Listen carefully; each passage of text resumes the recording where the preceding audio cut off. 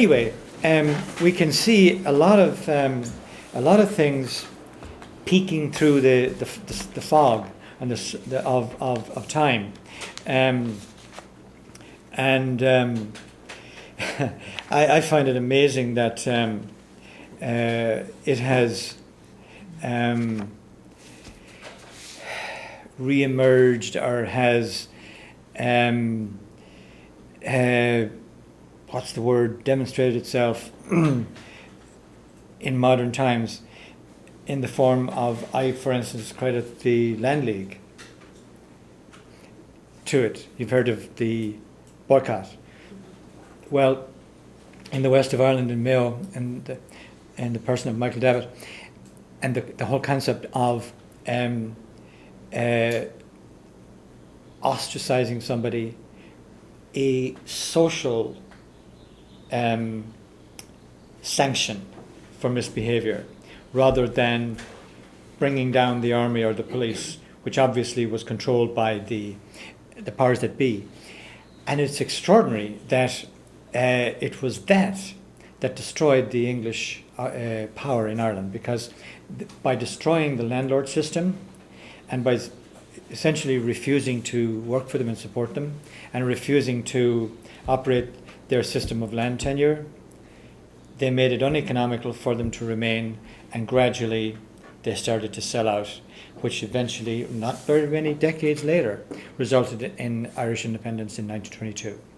But it was Michael Davitt's instinctive answer to the problem, which was essentially a rebirth of the concept of the Brehon laws, which was social sanctions against an individual, rather than a power from above coming down and imposing a law by a police force and so on. Because in the Brehon law system, there was no police force and there was no jails, so there was no incarceration, no jails, and no capital punishment. So it was a compensation-based criminal system or legal system. It was entirely civic. You didn't have a criminal section and a civic section. It was all civic. And as I say, it was all compensation-based rather than punishment-based. So there's huge lessons for us today, because our punishment-based system is simply not working. You know, we have a prison population, as you know, in both in California and the country, bigger than a lot of countries. You know, our system is not working. The punishment-based system simply doesn't work, and the capital punishment doesn't work. None of it works. But the Brehon law system worked, because again the compensation fell not on the individual but his entire circle. So it is without doubt the most human what's the word, fitting method of laws, systems of laws that has ever been designed. And our laws come from the great authoritarian heritage of which we have inherited. Don't laugh.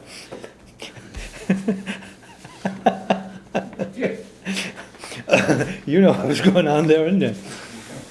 Looking for a pen. No, I'm not even going to tell you what I was looking for. Your glasses. Yeah, please, don't embarrass me.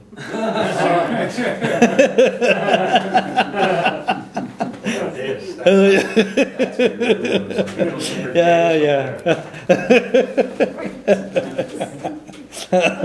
Oh my you God. You alluded earlier Huh? to examples of Brehon law. I presume since they didn't have property lines, land was common over everybody. So an example might be someone stealing cattle or... Right. And I could have spent the entire evening telling you about examples, and how, but I think it's much more interesting, I think, to look at it from a broader sense, and why it worked, and where it came from, And now we can certainly talk about the actual implication of it. So, Jim. Something you said quite a bit earlier about it being an oral tradition rather than written. Yes. Struck a note, I've read recently that the Quran Yes. in Islam, Yes. for several hundred years, was never written down because that was a chance for error to, Yes. a scribal error, misspellings or whatever, to fall into the Word of God. Yeah. And so the tradition was that it be learned verbatim, cover to cover, to Yes. maintain the purity of it. That's right.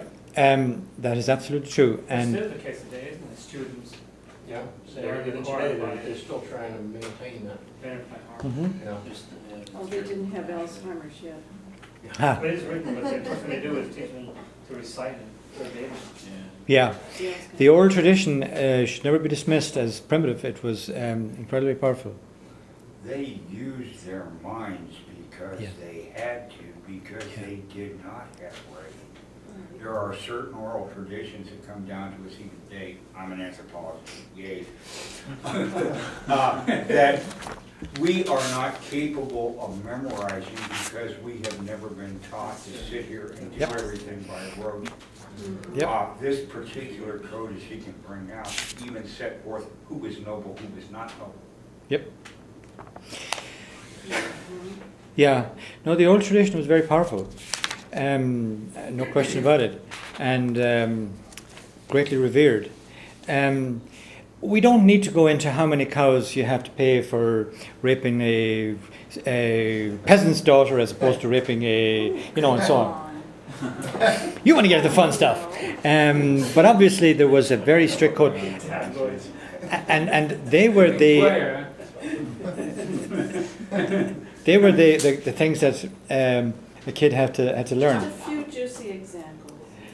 I didn't learn those parts. Kevin, give us some good examples.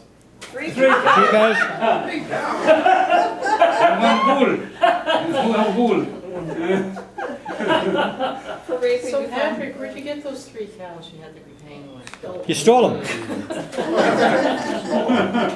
the way. If you get caught, you owe 7 times that. Yeah. And by the way, the Brehon himself was subject to the law, and he had to be very careful because he was liable to damages if he delivered a false judgment. In fact, they would flay him. Well, I'm not sure about physical punishment. Very severe. So you better be. They had malpractice insurance with a shillelagh. Was the, I know it's a comment, way out left field, but was the Magna Carta influenced by Bretton Woods? No. Because it did talk about the laws by the people for the people. In the sense that it was a reverting back to people's rights rather than centralized all what you call monarchy. Can I answer him? Yeah, first? sure, It's a limitation, not a, correct. not a reading of 2 people. Yeah, When you say the Magna Carta, my family was there. They forced John Lackland to ensure their knightly rights. yeah, He could not immerse, he could not tax without the privilege of the baron saying, you may do this. but he was still the source of law, is what you're saying. They didn't overturn the concept of the divine right of kings. Yeah, They right. put restraints on him. And the next big time they did that was in 1688 when they put the same restraints or further restraints on William III. William III. That's a very nice name. What? Pardon? I mean the third. What did I Yeah, say? I know. That's funny. You're funny, man. Little linguistic or Slight little. Humor. Yes. Yes. linguistic humor. Yes. Supporting mind. Yeah. What did the kings do with the, I mean, like, since the law was there, I mean, because you said that the kings had to follow the Breton laws, so what did the kings just pretty much sit in the throne while the common people just kind of carried out the law, kind of No. carried out everything? And No, he had a function. His function was to protect the people and to protect the realm, his little Tuach, and they could get rid of him and put somebody else in there. He was elected. He did not, and it did not. He was elected first as the Tánaiste, the what do you call it, the vice, if you like, the successor. But they could get rid of him at the drop of a hat.